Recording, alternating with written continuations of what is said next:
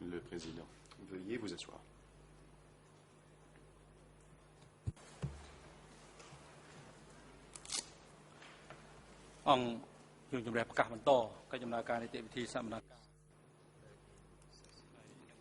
L'audience est reprise.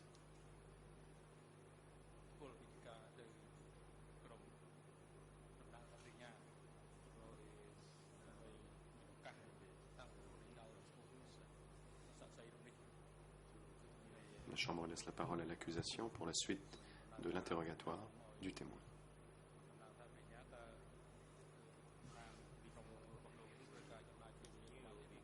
Avant de reprendre, la Chambre aimerait savoir de la part de l'accusation de combien de temps elle a besoin pour terminer son interrogatoire. Merci, Monsieur le Président. Justement, je comptais m'adresser à la Chambre à ce propos-là, puisque ce matin, nous avons connu divers retards en début d'audience et puis pour des raisons techniques. Dès lors, il ne me semble pas possible de couvrir l'ensemble des points que je voulais aborder avec Monsieur le témoin aujourd'hui, et je voudrais demander à la Chambre de pouvoir poursuivre dans la matinée demain, tout en sachant que j'essaierai d'être le plus bref possible, mais les progrès sont relativement lents. Et donc, ce que je pourrais dire, c'est que nous aurions besoin de la matinée, qu'en tout état de cause, nous terminerions au plus tard à midi demain. L'accord que nous avions avec les parties civiles initialement était que nous prendrions 2 jours sur les 2 jours et demi et que les parties civiles prendraient la matinée du 3e jour. Si s'il est fait droit à ma requête, je souhaiterais évidemment que le temps des parties civiles ne soit pas affecté, bien entendu, par la possible extension de temps dont nous bénéficierons si vous nous l'accordez. Je vous remercie.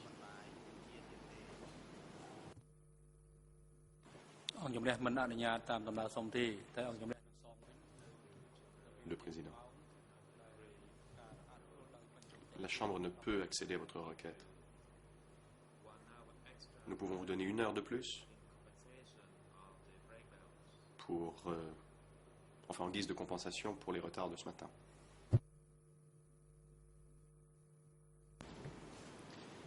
Je vous remercie, Monsieur le Président. Si je peux maintenant continuer avec mes questions aux témoins. Ce matin, Monsieur le témoin, vous avez parlé du fait que vous aviez un membre de votre belle famille qui s'appelait Hong, qui avait été temporairement envoyé au ministère et par la suite arrêté par Pang. Je voudrais clarifier ce point en me référant au document D233-2, qui est donc un de vos procès-verbaux d'audition que vous avez en main, et avec l'accord de la Chambre et du Président, j'aimerais que l'on puisse montrer la toute dernière question de ce document aux témoins et que qu'on puisse également l'afficher à l'écran.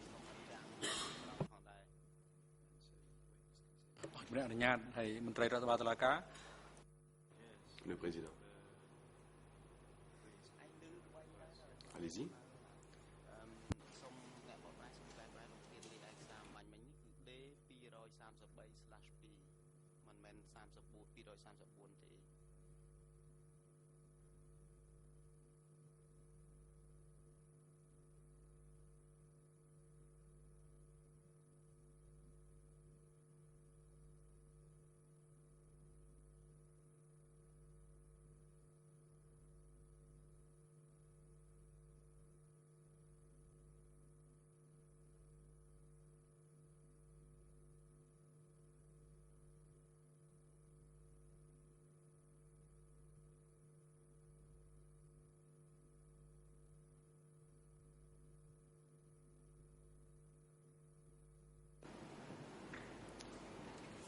Merci.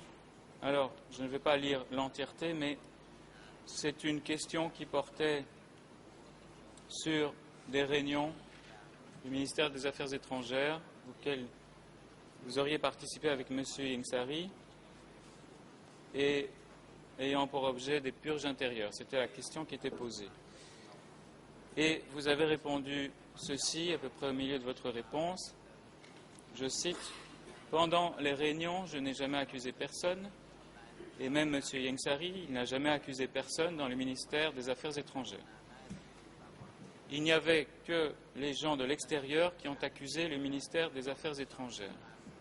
Par exemple, mon ex-professeur nommé Van, nom d'origine Chia Hun, chef de la zone nord-ouest, muté au ministère des Affaires étrangères, a été arrêté plus tard. Un autre prénommé Kem, secrétaire d'un district de la région de Kratché et frère aîné de mon épouse, qui devait venir travailler au ministère des Affaires étrangères, a aussi été arrêté. Il en était de même pour M. Mek Touch, alias Kem, qui était un intellectuel, M. Toch Pön, Toch Camden, In Sokan, etc.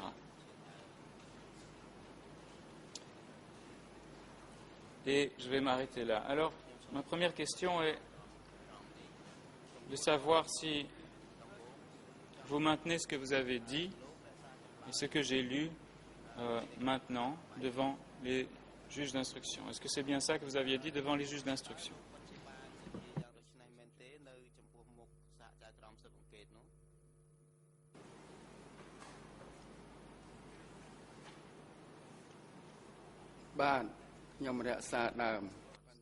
Réponse. Oui, je maintiens ce que j'ai déclaré au juge d'instruction. J'aimerais toutefois faire l'observation suivante.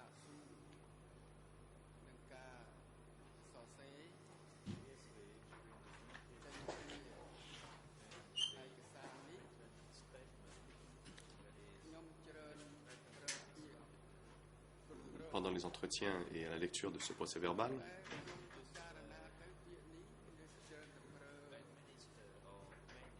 j'utilisais le terme administrer ou gérer, qui est un terme d'usage courant, peu importe sa signification. Toutefois, compte tenu de la situation politique actuelle, je ne peux pas dire que j'étais administrateur.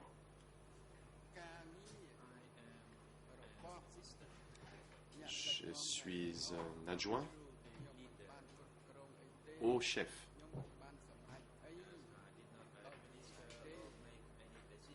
Car je n'ai pas fait de gestion, je n'ai pas pris de décision par moi-même et donc je voudrais ajouter à ce que j'ai dit dans ce procès verbal. Merci. J'ai une question parce que tout à l'heure vous avez parlé de Hong qui faisait partie de votre belle famille et ici vous parlez de Kem. Et vous dites qu'il était secrétaire d'un district de la région de Kratché et frère aîné de mon épouse. S'agit-il d'une autre personne ou de la même personne dont vous nous avez parlé tout à l'heure?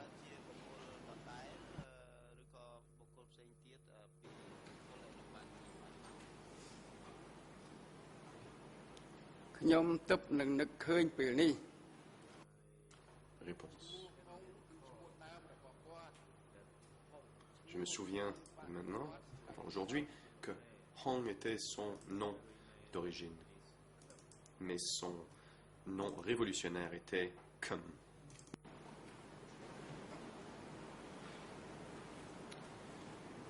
Merci.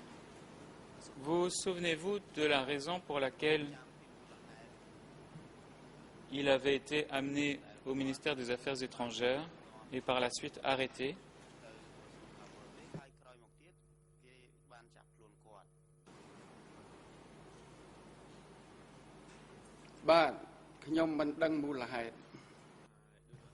Réponse.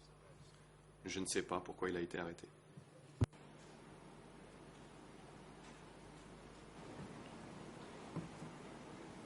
Monsieur le Président, je voudrais maintenant m'en référer à un autre procès-verbal d'audition, qui est le D369-36, à la réponse 56 fournie par le témoin aux enquêteurs des juges d'instruction. Si l'on pouvait projeter cette réponse à l'écran et également lui indiquer sur les documents où se trouve cette réponse, j'en serais reconnaissant.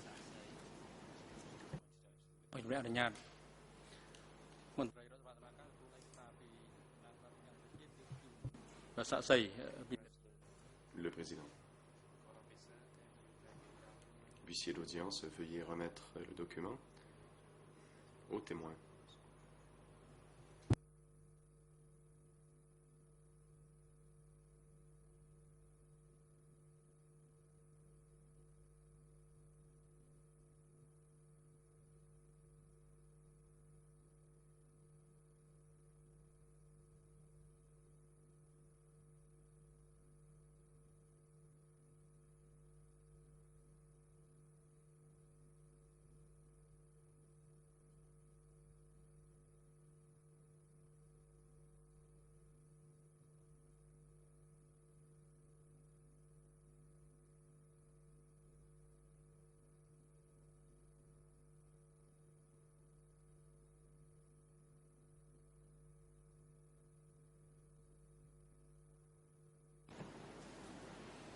Voilà, alors la question 56 était: pourriez-vous nous citer les noms des personnes qui ont été amenées pour travailler au ministère des Affaires étrangères? Et vous avez répondu: oui, je vous l'ai dit tout à l'heure. Il y avait par exemple mon beau-frère qui a été amené pour travailler au ministère des Affaires étrangères, mais en fait il devait disparaître soudainement. Mon beau-frère était affilié à Koitun. Fin de citation. Est-ce que cela rafraîchit votre mémoire concernant les raisons pour lesquelles votre beau-frère aurait été amené au ministère des Affaires étrangères, puis arrêté?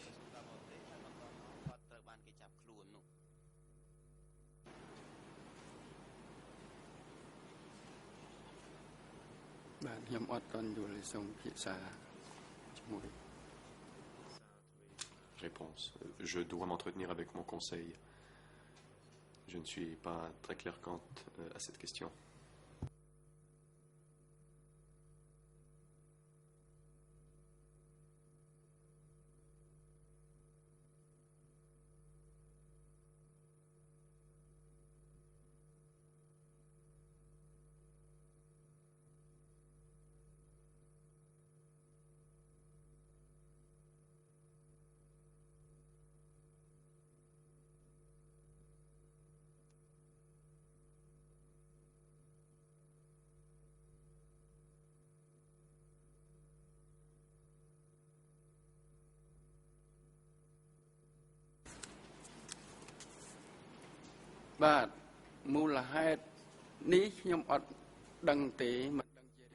Réponse.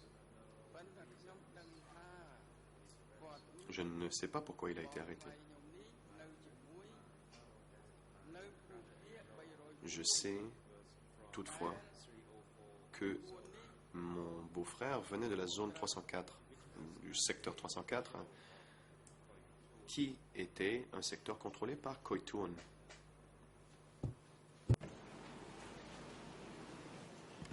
Qu'est-ce qu'on entend par le terme affilié à quelqu'un? Est-ce que vous pouvez nous expliquer ce que cela voulait dire sous le régime du Kampuchea démocratique? Être affilié à Koitun. Je ne vous demande pas des détails sur ce que votre beau-frère aurait fait, pas du tout, mais juste le terme, être affilié.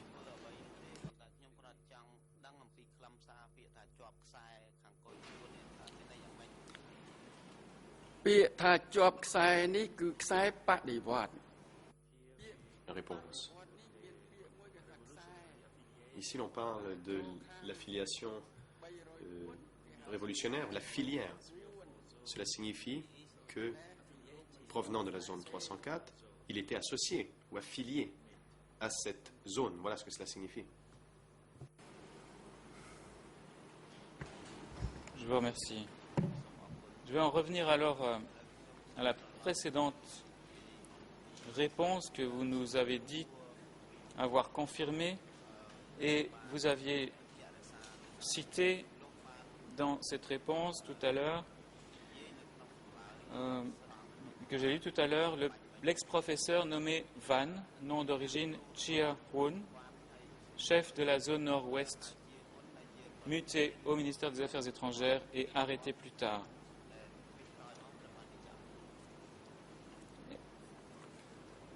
Est-ce que c'était également donc une personne qui travaillait à l'origine à l'extérieur du ministère et qui avait été amenée au ministère par Pang provisoirement?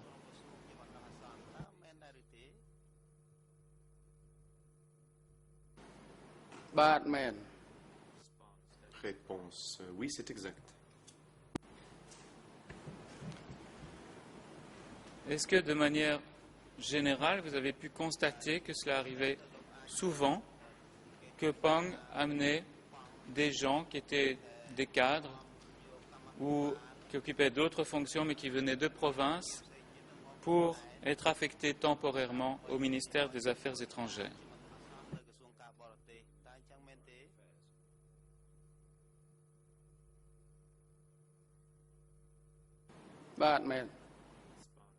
Réponse, c'est exact.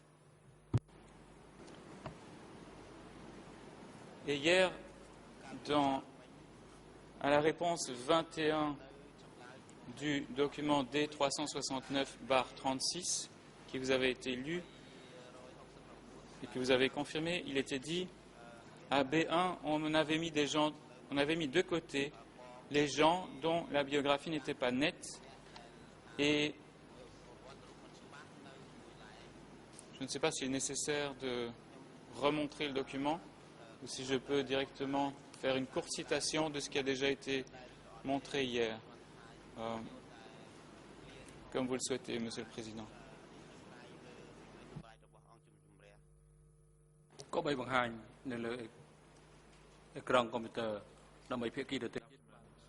Le Président. Le document sera affiché à l'écran de sorte à ce que tout le monde puisse le voir.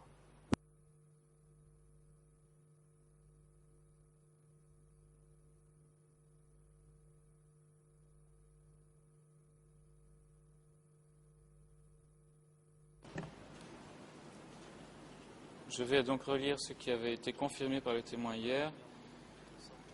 Et je cite AB1, on avait mis de côté les gens dont la biographie n'était pas nette, et après qu'on a enquêté sur eux, on les saquait et on les envoyait ailleurs. Alors ma question est la suivante. Une fois qu'ils arrivaient au ministère des Affaires étrangères, qui procédait aux enquêtes? Est-ce que c'était des enquêtes qui étaient diligentées au ministère ou à l'extérieur du ministère?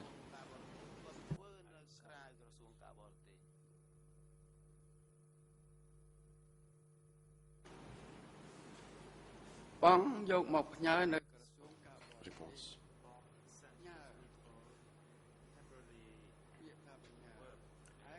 Pang a envoyé ces gens travailler temporairement au ministère.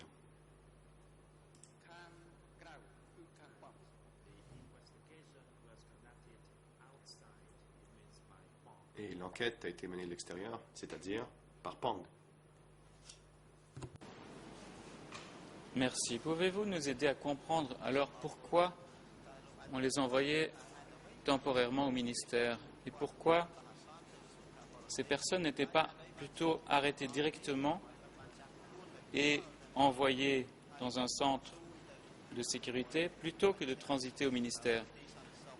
Connaissez-vous les raisons pour lesquelles elles devaient absolument transiter au ministère des Affaires étrangères?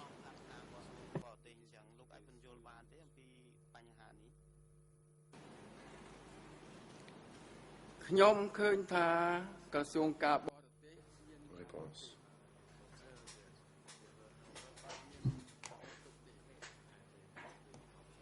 J'ai remarqué que l'on ne gardait pas d'armes au ministère des Affaires étrangères.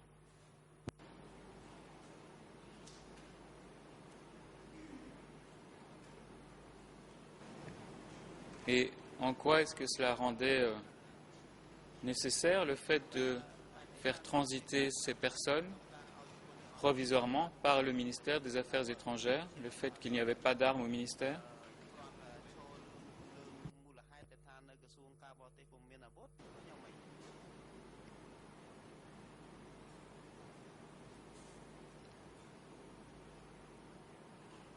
លោកសួរនេះគឺពិបាកឆ្លើយដែរប៉ុន្តែខ្ញុំប្រឹងឆ្លើយហើយ Réponse.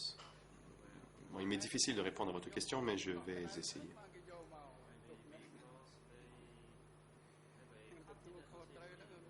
Peut-être était-ce parce qu'il me faisait confiance. Et j'avais été responsable et on me faisait confiance.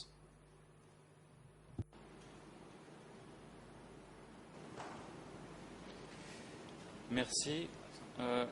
Tout à l'heure, dans l'extrait de votre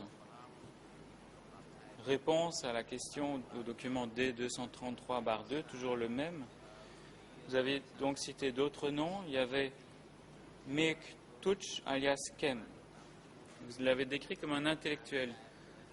Saviez-vous quelle était sa fonction exacte avant qu'il soit emmené ou arrêté par Pang?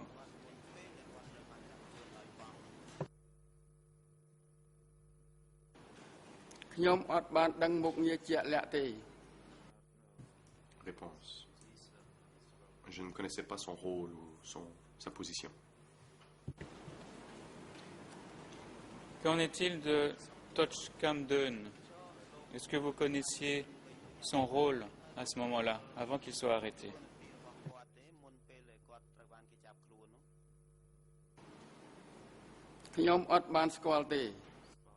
Réponse. Non, je ne sais pas. Et concernant Toch Pon et In Sokan, est-ce que vous connaissiez leurs fonctions avant qu'ils soient arrêtés? Leurs fonctions à l'extérieur de B1 et aussi éventuellement les fonctions qu'ils avaient prises dans le ministère.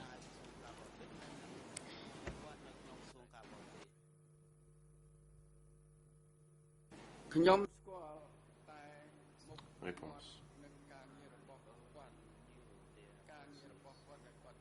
Je ne connaissais que leur visage et le travail qu'ils faisaient, mais je ne connaissais pas leur rôle précis, car ce n'était pas annoncé publiquement.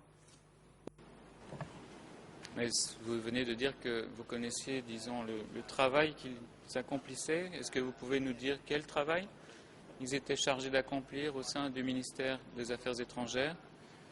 Et alors je parle ici de Mick Touch, de Toch Pon, Toch Kamden et In Sokan.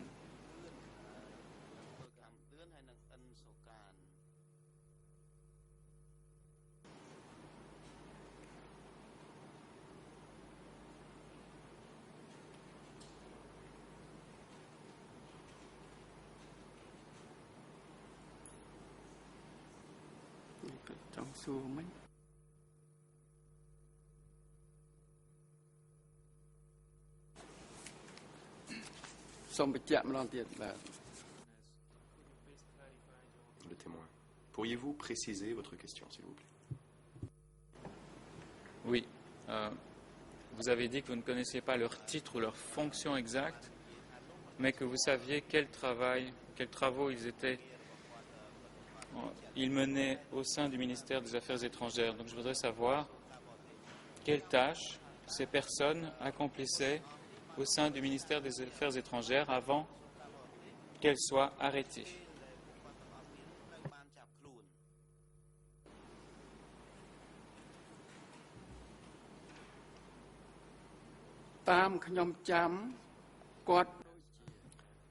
Réponse. D'après mes souvenirs, ils sont venus au ministère, aider pour de simples tâches comme écrire ou de la rédaction. Et si on avait besoin de lui pour d'autres tâches, il aidait d'autres personnes. À l'époque, si l'on pouvait aider, on le faisait. Et les gens pouvaient donc aider selon leurs compétences. Il n'y avait pas de poste ou de fonction clairement établie pour chaque personne. Est-ce que parmi ces personnes que j'ai citées, avant de rejoindre B1, y avait-il d'anciens ambassadeurs?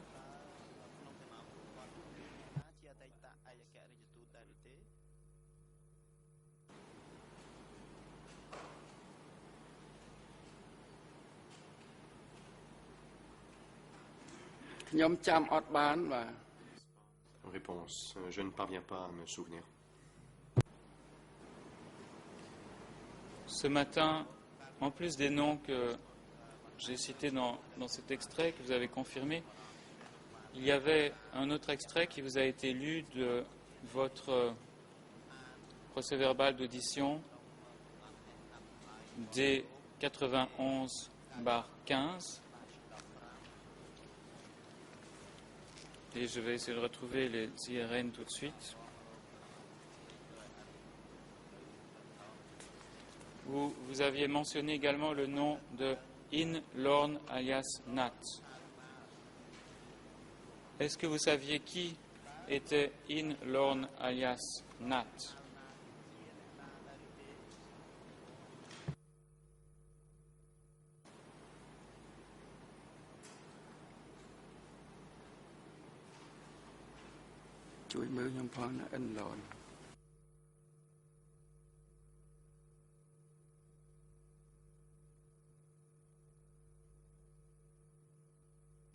Alors pour préciser,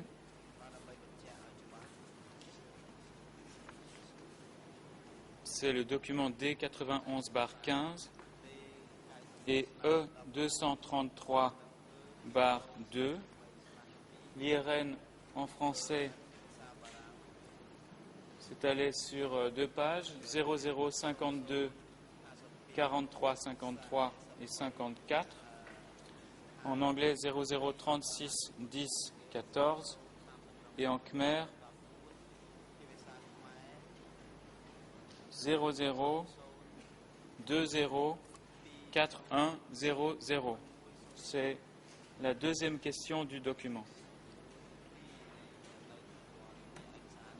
Où il était posé la question de savoir si le témoin connaissait un certain nombre de diplomates, dont In Lorne.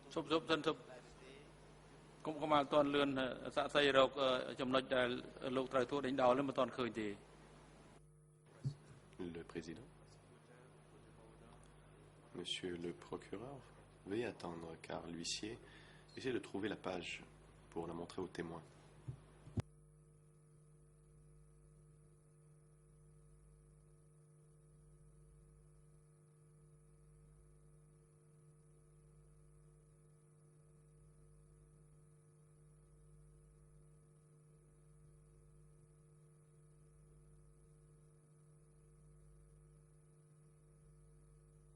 Voilà, donc c'est juste une question concernant cette personne qui était mentionnée dans la question et vous aviez répondu, tous ces noms je les connaissais, donc y compris In Lorne alias Nat. Est-ce que vous pourriez simplement préciser quelle était la fonction ou quelles étaient les activités qui étaient menées par In Lorne alias Nat avant de rejoindre B1 et au moment où il se trouvait au ministère des Affaires étrangères?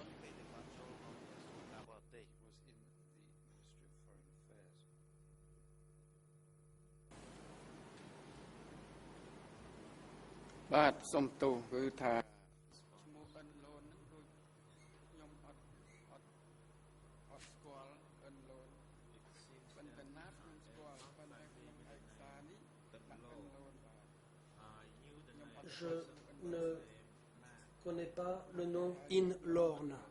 J'ai connu un dénommé Nat, mais pas de In Lorne.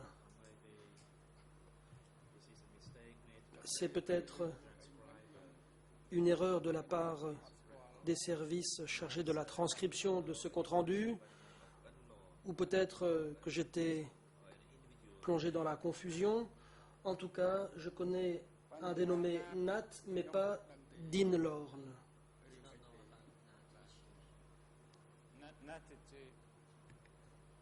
Merci.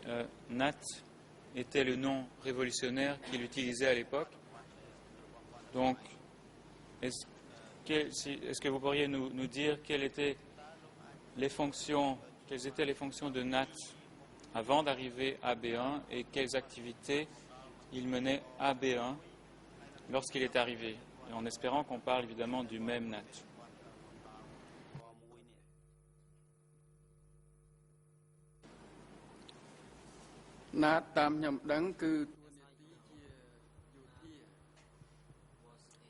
À ma connaissance, Nat était un soldat.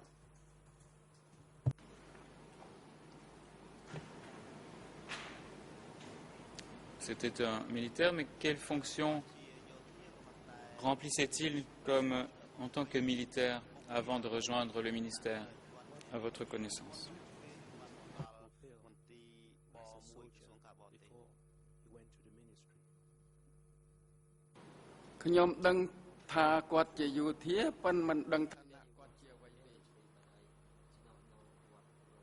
Je savais qu'il était soldat, mais je ne savais pas exactement quel était son rôle.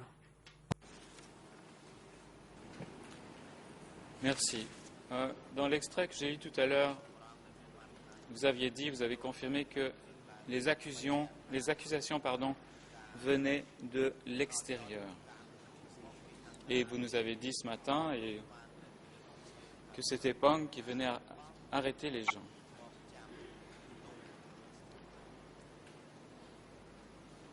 Comment est-ce qu'on pouvait savoir que les accusations contre des membres du ministère des Affaires étrangères provenaient de l'extérieur? Qu'est-ce que cela voulait dire, provenir de l'extérieur?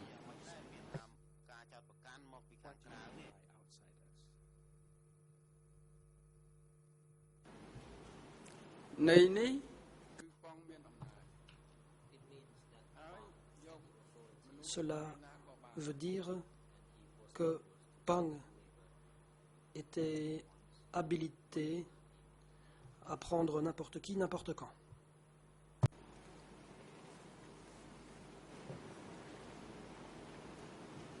Mais sur quelle base Pang pouvait dire qu'il fallait prendre telle ou telle personne? Est-ce qu'il y avait des documents, par exemple, qui le disaient?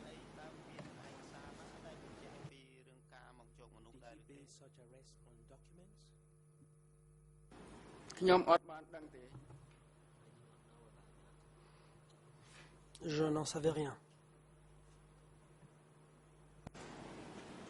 Monsieur le témoin, en tant que Ieng Sary, en tant que membre du comité permanent, du comité central, vice-premier ministre et ministre des Affaires étrangères, est-ce qu'il recevait des informations, par exemple des aveux de prisonniers ou des rapports sur le contenu d'aveux au ministère des Affaires étrangères? Est-ce qu'il recevait ce genre d'informations?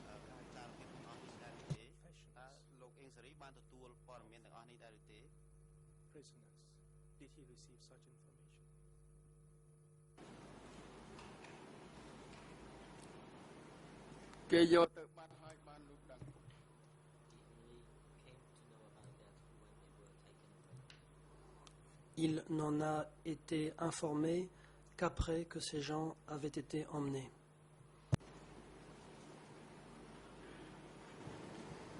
Est-ce que Ieng Sary a convoqué des réunions pour parler de ce problème des arrestations de personnes au ministère des Affaires étrangères?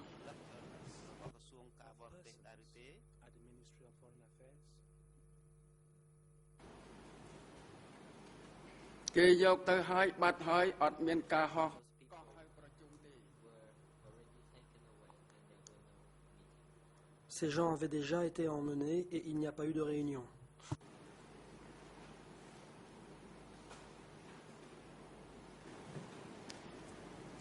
Monsieur le Président, je souhaiterais demander l'autorisation de projeter à l'écran une réponse donnée par Monsieur le témoin dans le procès-verbal d'audition D233/2. Il s'agit en khmer de la page 0035 75 31, en français 00 40 54 57, c'est la page 7, et en anglais également la page 7, IRN 00 36 10 14.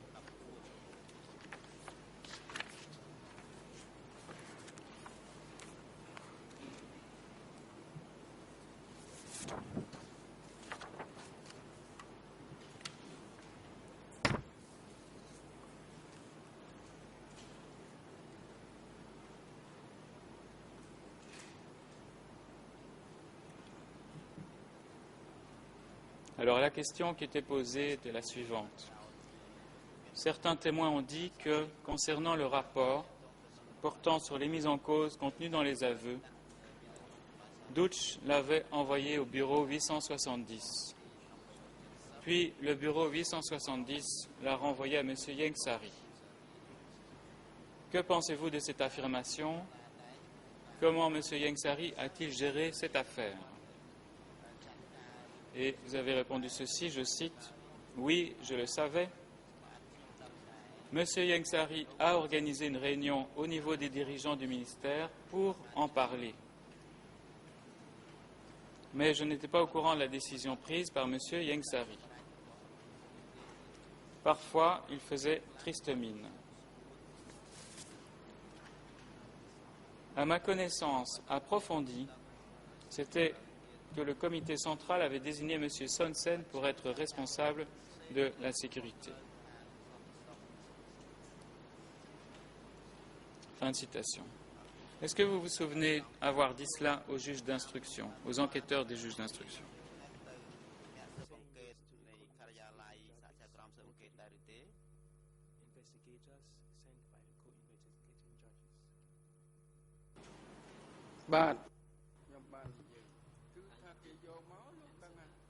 Effectivement, c'est la réponse que j'ai donnée. Il savait où ces gens étaient emmenés et lorsqu'il était absent, à son retour, je l'en informais. Il a dû en être informé.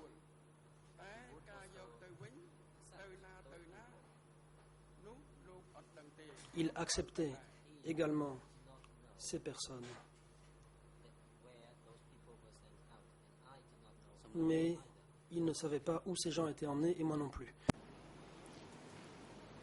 Est-ce que vous pourriez nous dire quand, si vous vous en souvenez, cette réunion a été convoquée par Yengsari concernant les rapports sur les mises en cause contenues dans les aveux?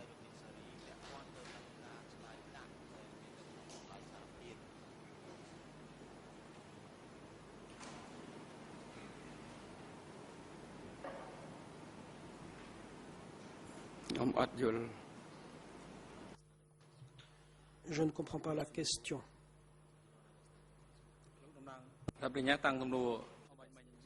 Le président. Monsieur le coprocureur, je vous prie de répéter la question.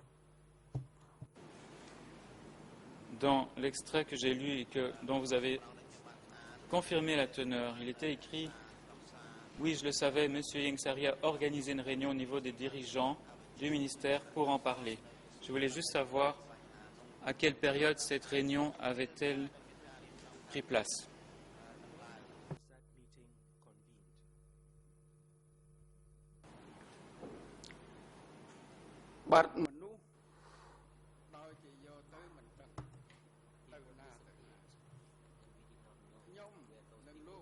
Quand quelqu'un disparaissait, on ne savait pas où cette personne était conduite.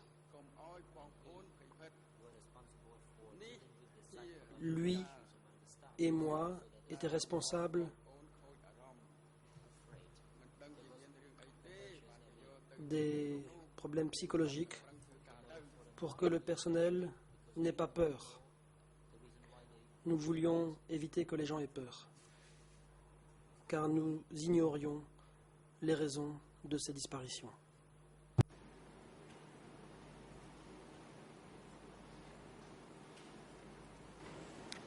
Toujours à propos du même extrait, nous allons revenir à ce que vous venez de dire maintenant. Il était mentionné dans cet extrait que j'ai lu que le comité central avait désigné M. Sonsen pour être responsable de la sécurité. Est-ce que M. Sonsen a été responsable de la sécurité pendant toute la période, avril 75, janvier 79, ou à un moment donné, y a-t-il eu des changements concernant la responsabilité de la sécurité?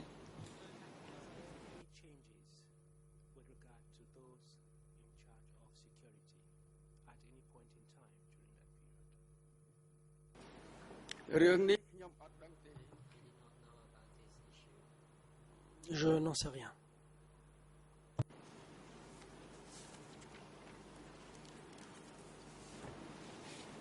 Vous avez dit que tant Ieng Sary que vous-même ne saviez pas où Pang emmenait les personnes qui étaient arrêtées. Je voudrais maintenant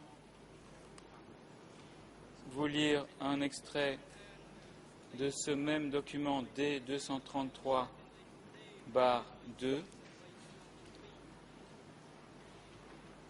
à la page en Khmer IRN 0035 75 30, en français 00 40 54 56, c'est la page 6, et la page 7 en anglais, c'est-à-dire IRN 00 36 10 14.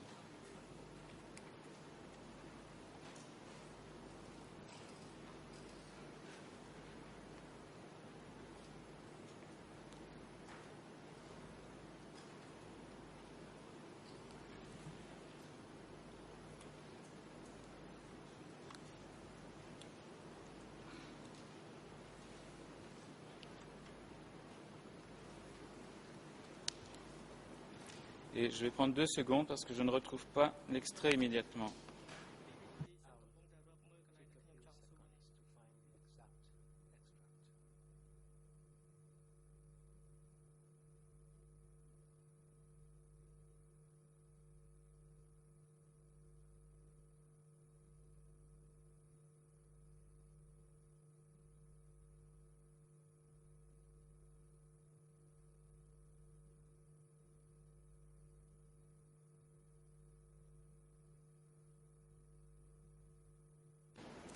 Je pense que je vais y revenir. J'ai dû faire une erreur dans la pagination, Monsieur le Président.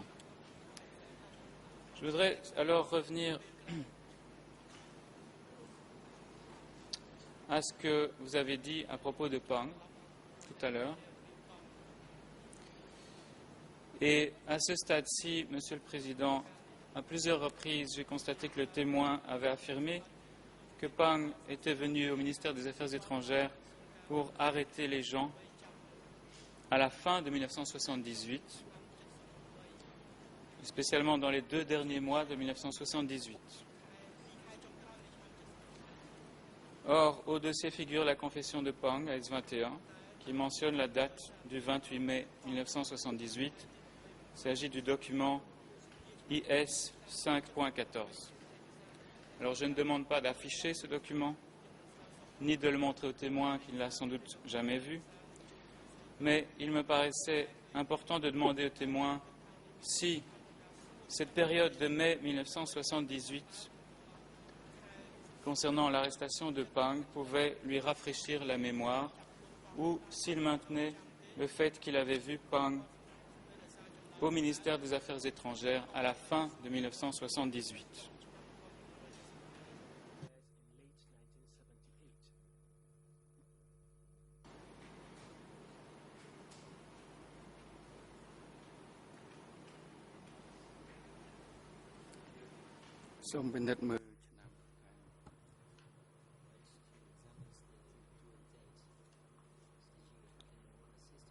Laissez-moi vérifier l'année. Est-ce que l'on peut m'aider?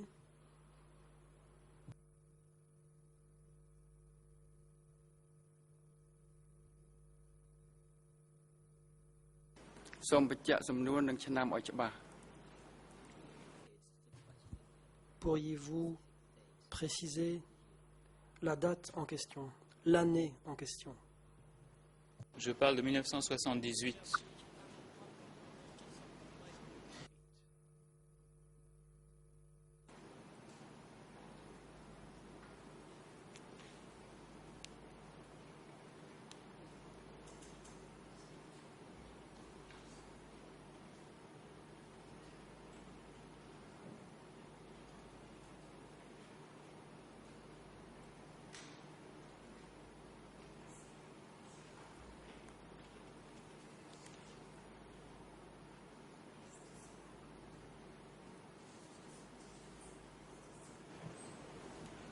Est-ce que, comme je l'ai dit,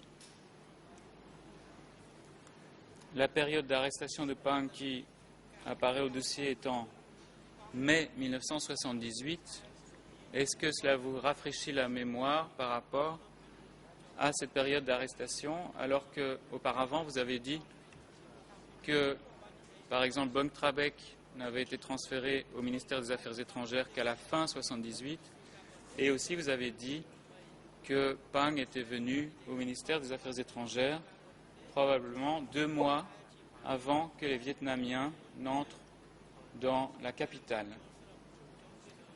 Est-ce que, donc, le temps qui s'est écoulé entre l'arrestation de Pang et l'arrivée des Vietnamiens n'était pas plus long que ce que vous aviez pensé?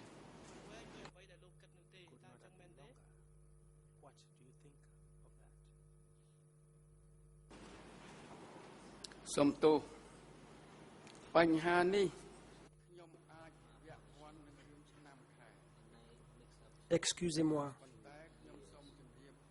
je me suis peut-être trompé dans les dates, mais voici ma réponse, d'après mes souvenirs.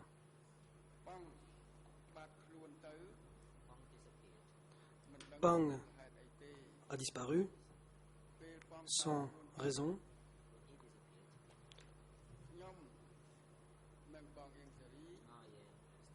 Après sa disparition, moi-même et M. Ieng Sary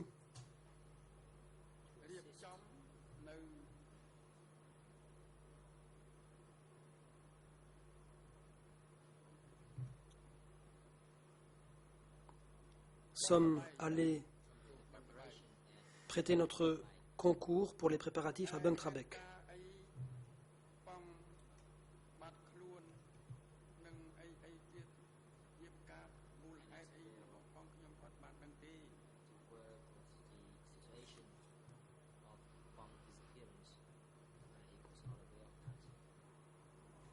Je n'étais pas au courant des circonstances de la disparition de Pang. Je vous remercie. Nous allons revenir à Bung Trabek plus tard. J'ai retrouvé l'extrait que je voulais lire tout à l'heure à Monsieur le témoin. Et donc, pour rappel, il s'agit du document D233-2, à la page 6 en français, au milieu de la page, à la page 7 en anglais et en khmer 0035 75 30. Monsieur le Président, est-ce qu'on pourrait afficher cette page et la montrer en copie papier à Monsieur le témoin?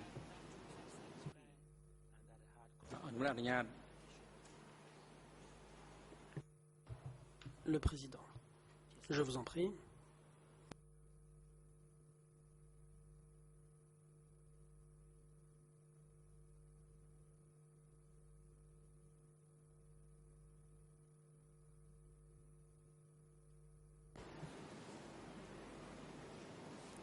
Alors la question qui était posée, c'était, il y a des témoins qui ont répondu que le ministère des Affaires étrangères avait reçu des aveux envoyés par le centre de sécurité S21. En étiez-vous au courant? Et vous avez répondu, je cite, « Oui, j'en étais au courant. On les a envoyés au ministère des Affaires étrangères. Certains documents ont été gardés par M. Swang Si-kun, mais au moment de la fuite, ils ont tous disparu. À ma connaissance, la plupart de ces documents contenaient des faits fictifs. Alors, ma question est la suivante. Est-ce que des aveux, comme vous l'avez dit, ont bien été envoyés par S21 au ministère des Affaires étrangères? Est-ce que vous confirmez cette affirmation?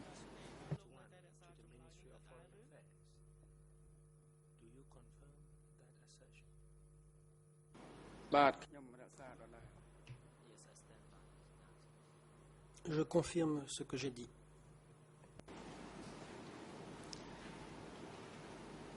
Saviez-vous si c'était Pam qui envoyait ces aveux ou si c'était quelqu'un d'autre?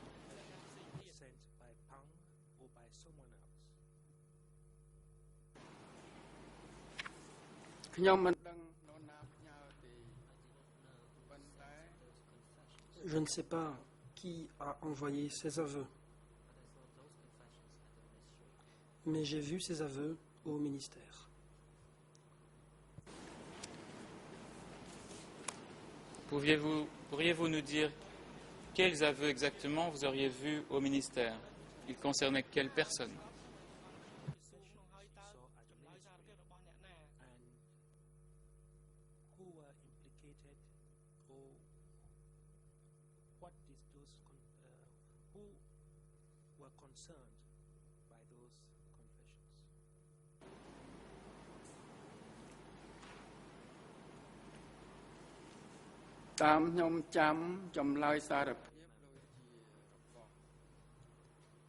D'après mes souvenirs,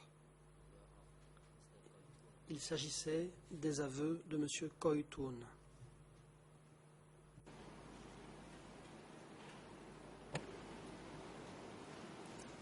Et qui vous avait montré ces aveux de M. Koi Toon?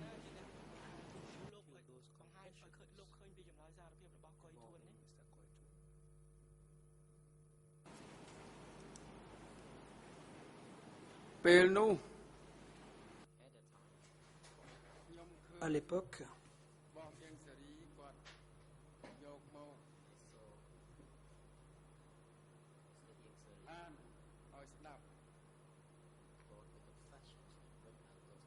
j'ai vu M. Yengsari apporter ses aveux et en donner lecture à voix haute.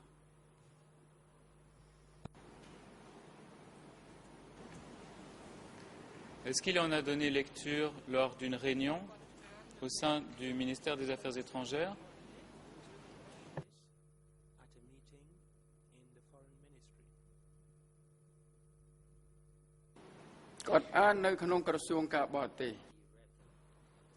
Il en a donné lecture au ministère des Affaires étrangères. Je n'ai pas bien compris votre réponse. Est-ce qu'il s'agit alors d'en avoir donné lecture à l'ensemble du personnel du ministère ou dans un cadre plus restreint, dans une réunion avec seulement un certain nombre de cadres?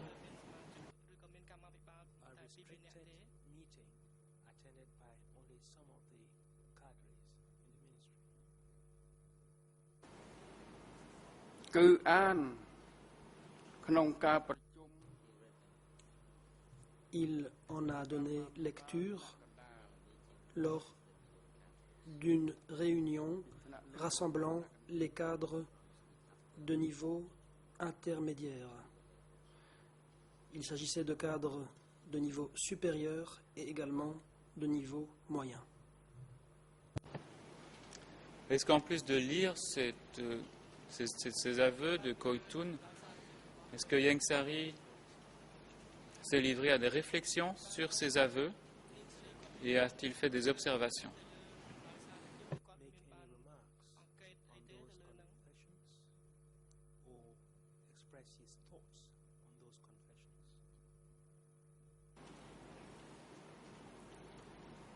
ពេលអានហើយ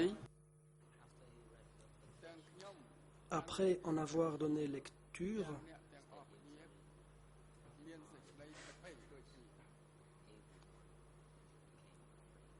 chacun a commencé à avoir peur, y compris Yang Sari, moi-même et tous les autres.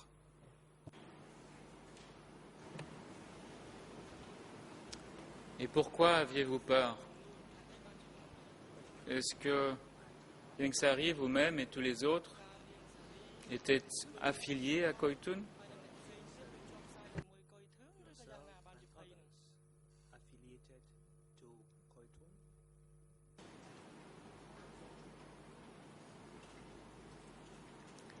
បានជាភិតភ័យខ្ញុំគិតថាប្រហែលថ្ងៃណាមួយ Nous avions peur. Parce que je pensais que mon tour viendrait plus tard.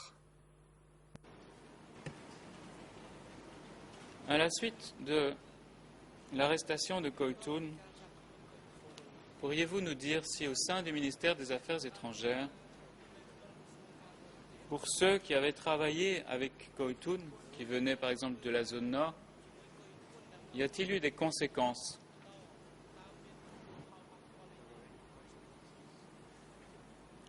មិនមែនតែភូមិភាគឧត្តរទេវៀតណាមវាយបុកខ្លាំងដូច្នេះសភាពការច្របូកច្របល់ Ça ne concernait pas que la zone nord. និង Les Vietnamiens avaient attaqué, la situation est devenue chaotique. រឹតតែភ័យទាំងអស់គ្នាបន្តមក Les gens avaient peur et comme les Vietnamiens attaquaient, la peur n'a fait que s'intensifier.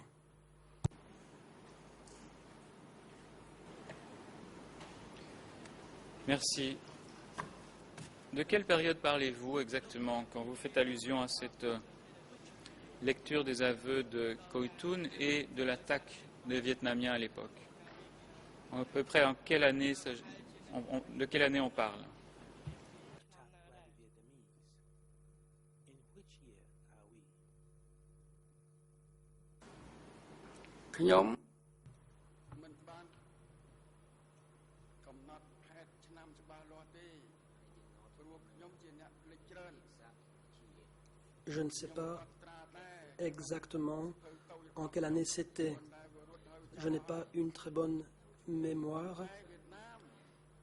J'ai pris des notes à ce sujet dans mon cahier, mais lorsque nous avons pris la fuite, j'ai abandonné ce cahier. Les Vietnamiens ont lancé leur attaque, leur agression contre le Cambodge il y a bien longtemps. La situation à l'époque s'est aggravée. Il était clair que les Vietnamiens avaient pénétré au Cambodge. La situation était donc telle que je vous l'ai décrite à l'instant. Juste pour clarifier, il y a eu plusieurs attaques, il me semble, des Vietnamiens. Est-ce que vous parlez de l'attaque finale de fin décembre 78 ou plutôt d'une riposte, d'une attaque qui aurait eu lieu beaucoup plus tôt, en 77? An attack that occurred a lot earlier, in 1977. ឲ្យខ្ញុំសម្ដៅយ៉ាងដូចនេះមិនបានទេខ្ញុំសម្ដៅបានជារួមអារម្មណ៍ខ្ញុំគិតបែក Il m'est difficile de citer une date précise. Je ne peux que répondre en termes généraux. Toujours concernant cette affaire de Koitun, est-ce que vous-même, après que Yang Sari en ait fait lecture en réunion avec les cadres supérieurs et intermédiaires au ministère, est-ce que vous avez présidé des réunions à Tshireng Chamres à propos de l'arrestation ou de la traîtrise de Koitun? The arrest of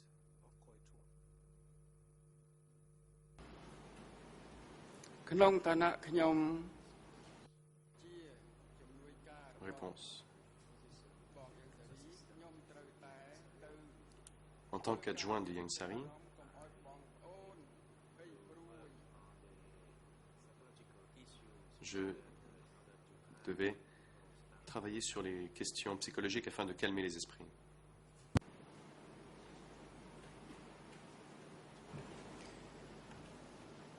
Est-ce qu'il y avait à Shreng Chamre spécialement des gens qui provenaient de la zone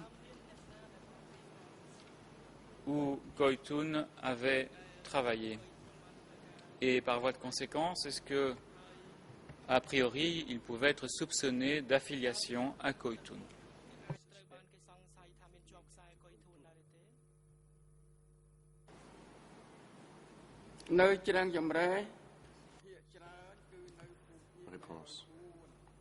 គឺខាង À បងសូវ Chiang Chimray, plusieurs d'entre eux provenaient du secteur 304, qui était le secteur de Koituan.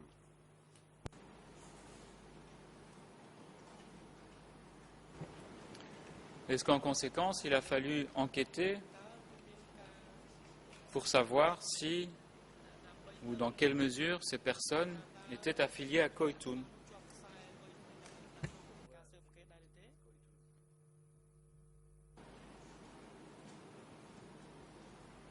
អត់លឺ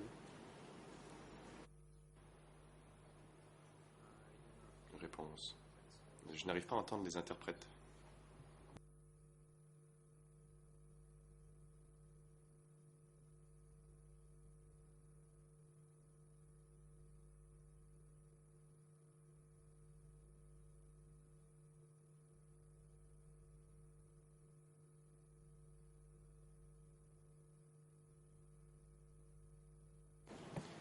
Je vais reprendre ma question, Monsieur le Président, et ce sera peut-être ma dernière question, je ne sais pas, vous me direz avant la pause. Donc vous avez dit qu'à Shreng Chamre, il y avait beaucoup de personnes qui venaient de la zone 304, la zone nord. Est-ce que dès lors elles pouvaient être soupçonnées a priori d'affiliation à Koitun et a-t-il fallu enquêter pour savoir dans quelle mesure ces personnes étaient proches de Koitun et ce qu'elles savaient des activités de Koitun?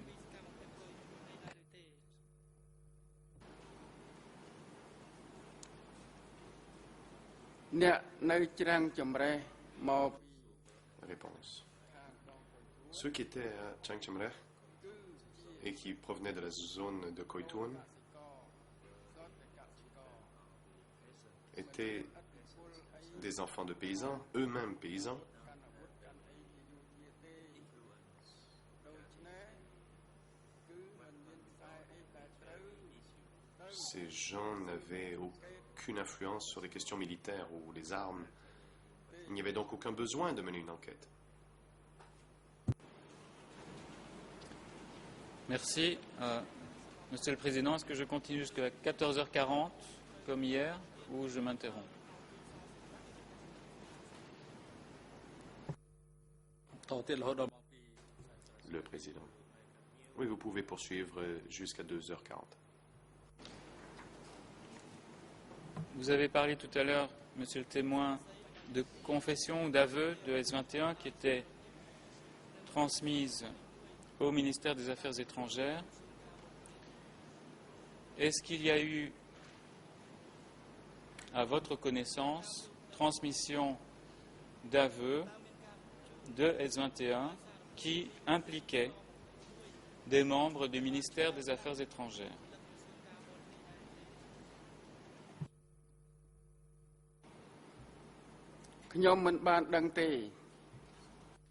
Réponse. Non, je ne savais rien de cela.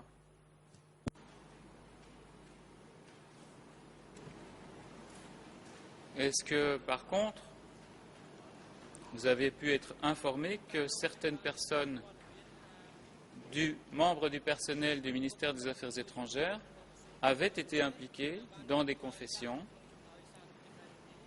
même si elles n'avaient pas été transmises au ministère lui-même?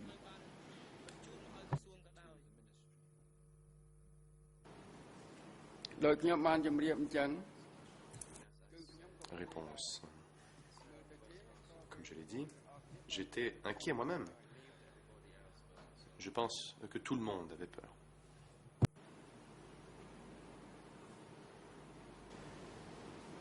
Monsieur le Président, je voudrais m'en référer au document D233-2. Encore une fois, le même document. À la page en Khmer 00 35 75 30.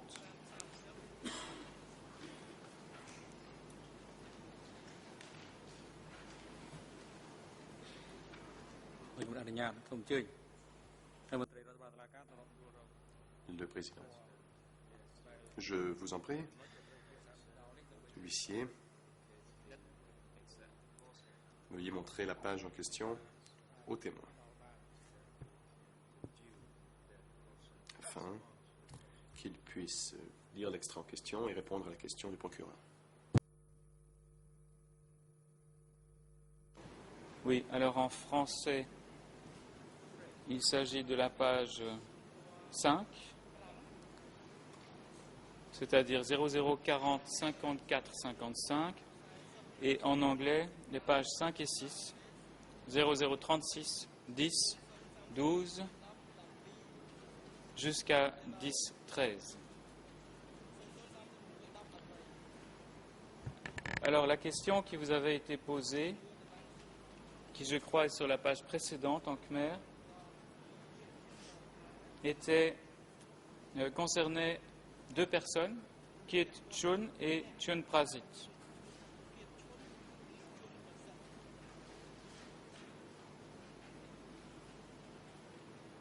Et la question est la suivante. Donc, un témoin indique que deux personnes, à savoir Kit Chun et M. Chun Prasit, avaient été mis en cause dans plusieurs documents. Mais M. Ieng Sary a dit à Pol Pot que si on arrêtait ces deux personnes, il faudrait supprimer le ministère des Affaires étrangères. Étiez-vous au courant de cela? Est-ce que c'était cela qui était le motif de l'arrestation de M. Kit Chun et Chun Prasit? C'était dû au fait que M. Ieng Sary était une personne influente pour que ces deux personnes ne soient pas arrêtées? Je crois qu'il y a une petite confusion de traduction dans la formulation de la question en français. En tout cas, vous avez répondu. Oui, j'étais au courant, et j'étais aussi inquiet pour moi-même.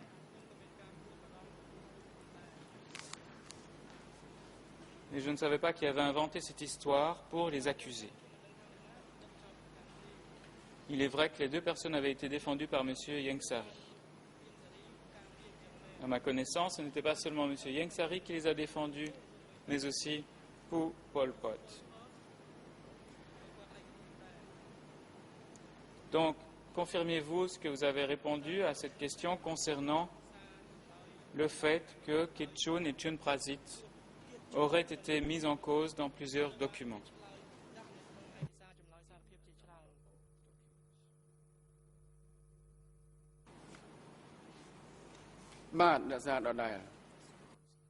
Réponse. En effet, je maintiens cette déclaration.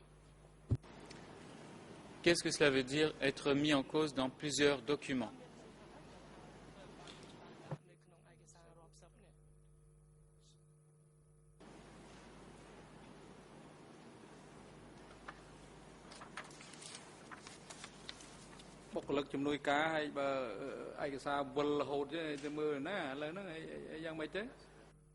Le président.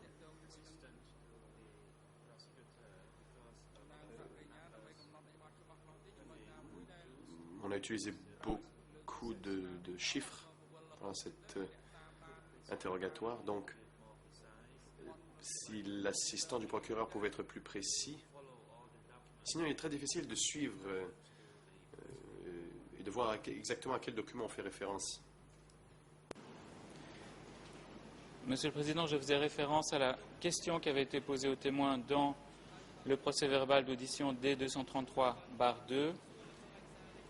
Et le début de la question était un témoin indique que deux personnes, Kitchun, Chunprasit, avaient été mis en cause dans plusieurs documents. Et je cherche à savoir ce que veut dire être mis en cause dans plusieurs documents sous le Kampuchea démocratique.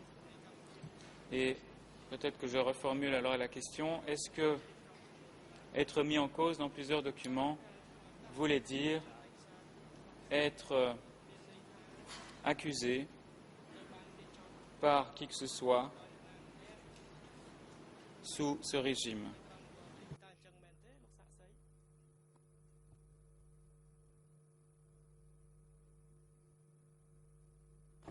ោកសាក់សី សាក់សីក៏បានអត់ទាន់ឆ្លើយ Le président. Monsieur le témoin, veuillez, s'il vous plaît, attendre avant de répondre à la question. La défense demande la parole. Maître Canavas, je vous en prie. Mais nous souhaitons vous rappeler que votre objection doit être précise, brève, concise et ne pas entrer dans de longs détails comme vous l'avez fait ce matin. Maître Canavas. Bon, c'est très bien, Monsieur le Président. Bon après-midi. Une fois de plus, c'est une question de principe. Il s'agit d'une question orientée. Je comprends la frustration du procureur, mais il s'agit d'une question orientée. Et si l'on est pour permettre ce genre de questions, et je ne m'y oppose pas, hein, eh bien, il faudrait aussi donner une certaine marge de manœuvre à la partie opposée. Quand il demande qu'est-ce que cela signifie, et puis il lui donne la réponse. C'est une question qui suggère la réponse.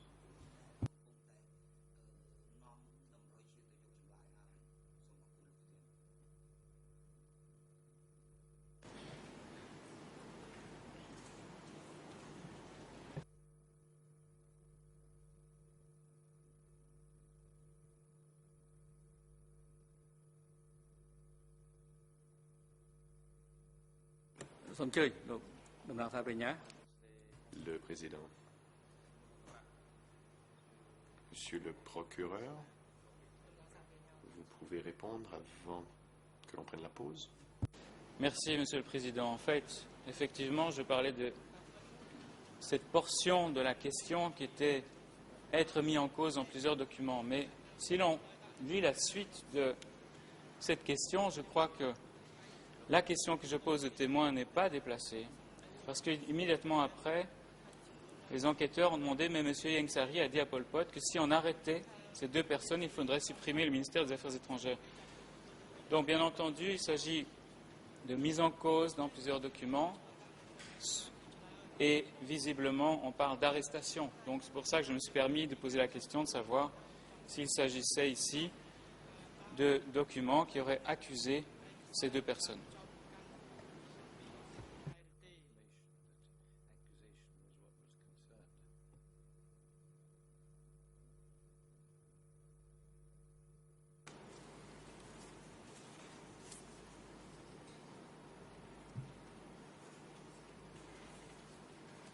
បាទខ្ញុំយល់ថាឯកសារនេះគឺជាឯកសារដែល Le témoin.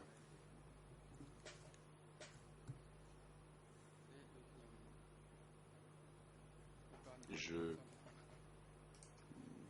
crois comprendre. Bon, excusez-moi, j'aimerais m'entretenir avec mon conseil avant de répondre. សូមអញ្ជើញលោក Le président.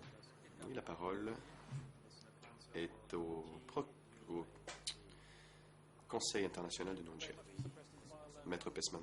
Je vous remercie beaucoup, Monsieur le Président. Pendant que le témoin s'entretient avec son conseil, j'aimerais dire qu'il y a une différence entre les versions anglaises, françaises et de l'original khmer de la réponse qui vient d'être lue par le procureur. Donc, le procureur peut-être pourrait-il nous s'expliquer. La version anglaise, d'après je crois comprendre, il est écrit dans la réponse à cette question, c'est-à-dire la réponse en anglais, il est écrit qu'il ne savait pas,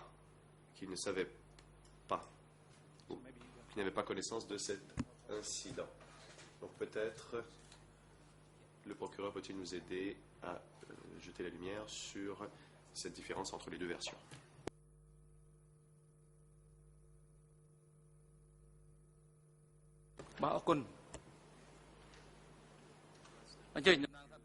Le président, Nous vous remercions pour ces observations. Monsieur le procureur, pouvez-vous répondre à ce qui vient d'être dit?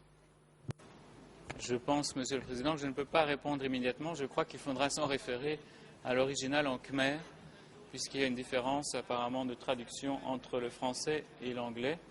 Et je ne suis pas capable de lire le khmer, donc je pense pouvoir faire ça durant la pause et revenir par la suite avec des explications. Je vous remercie. បាទអរគុណ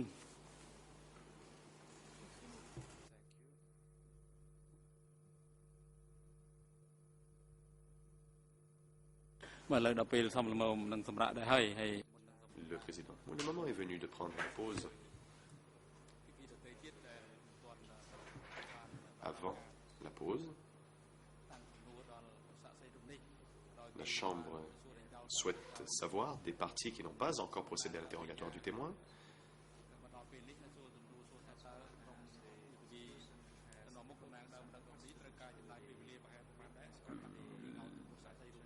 Bon, l'accusation a déjà posé quelques questions. La Chambre cherche à savoir maintenant de la partie civile de combien de temps elle a besoin pour poser ces questions au témoin.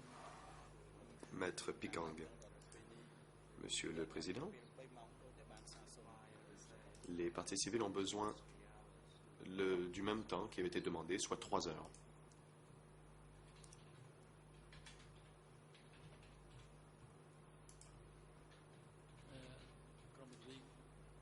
Le Président.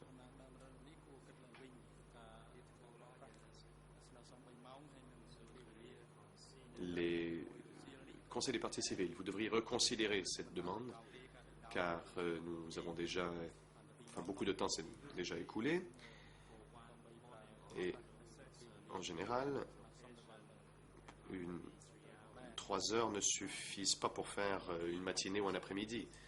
C'est en fait 2 heures et 10 minutes, soit le matin ou l'après-midi. Donc veuillez consulter entre vous et calculer le temps dont vous avez besoin. Qu'en est-il de la défense de Nguyen Chea? De combien de temps avez-vous besoin? Maître Pessman. Je vous remercie, Monsieur le Président. Je ne crois pas que nous aurons besoin de plus d'une demi-journée. Donc si c'est 2 heures et 10 minutes, je ne sais pas. Ça dépendra en fait si c'est le matin ou l'après-midi. Et donc une matinée, enfin une demi-journée nous suffira. Et nous avons discuté avec la défense de Ieng Sary. La défense de Ieng Sary souhaite passer en premier. Et nous n'avons aucun problème avec cela si, bien sûr, la Chambre de première instance accorde. Et si la défense de Ieng Sary commence par interroger le témoin, il est possible que nous ayons besoin de moins de temps.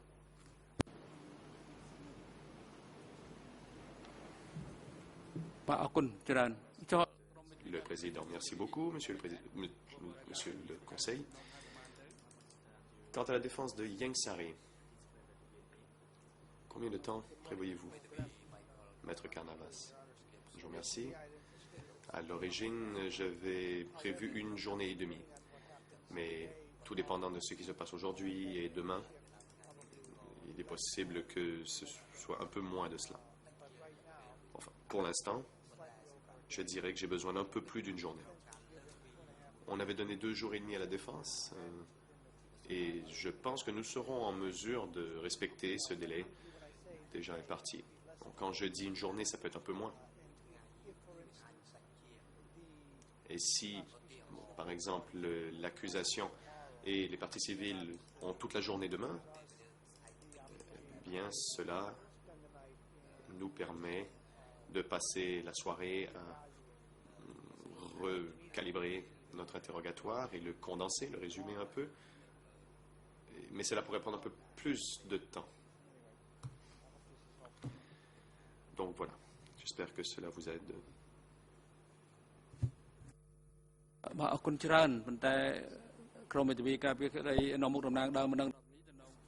Le Président.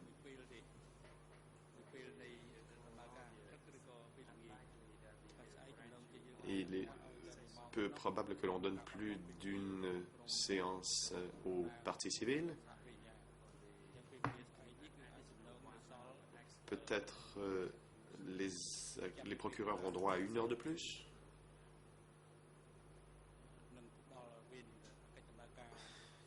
តែងដល់ដោយមេធាវីការពារក្តីហើយយើងនឹងប្រឹងប្រែងគ្រប់គ្រងពេលវេលានេះឲ្យបាន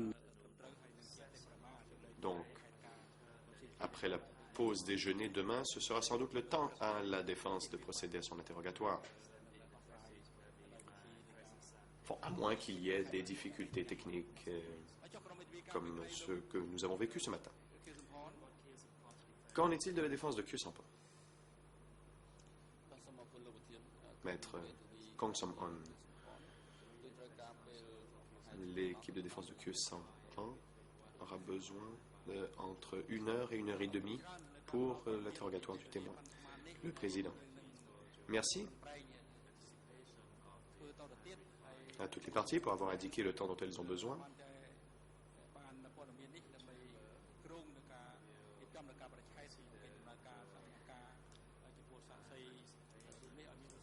La Chambre étudiera cette question afin de recalculer le calendrier pour que l'interrogatoire du témoin soit le plus efficace possible. Et pour que l'on termine comme prévu cette semaine.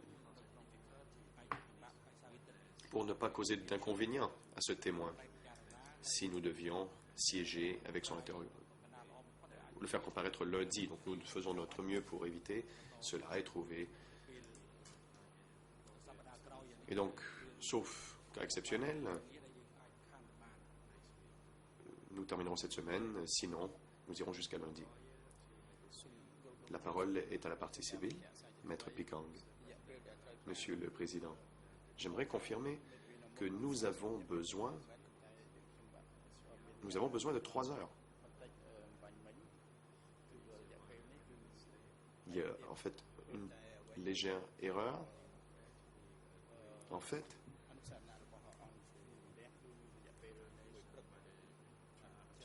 nous avions accepté la recommandation de la Chambre première instance que nous avons besoin d'une matinée, donc c'est à peu près 2h15, 2h30 voire. Le Président, le moment est opportun de prendre une pause de 20 minutes. Nous allons donc reprendre à 15h10. Huissier d'audience, veuillez accompagner le témoin et son conseil avec des rafraîchissements dans la salle d'attente. Et nous reviendrons donc à 15h10. Interruption des débats.